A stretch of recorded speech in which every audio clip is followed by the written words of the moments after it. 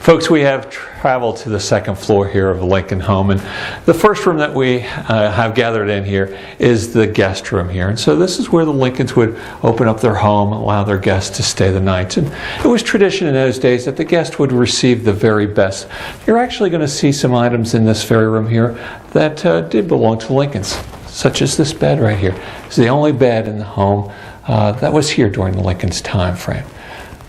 The rocker before me, the chase lounge or fainting couch is theirs, as well as the dresser on the far right-hand side here.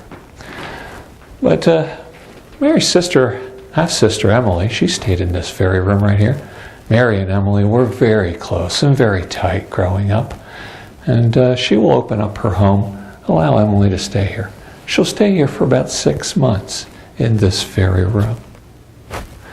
Seems odd to us today that someone would stay so long in our homes, but in those days that was not unusual. It took so long to get to a certain spot, you tended to stay there a little bit longer than normal.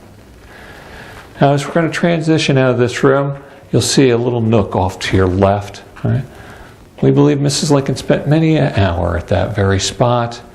One of her passions was her sewing. She loved to sew. And we found many needles in between the floorboards, so we do believe that that was one of her special spots within the house here. And why not? It was a great source of light.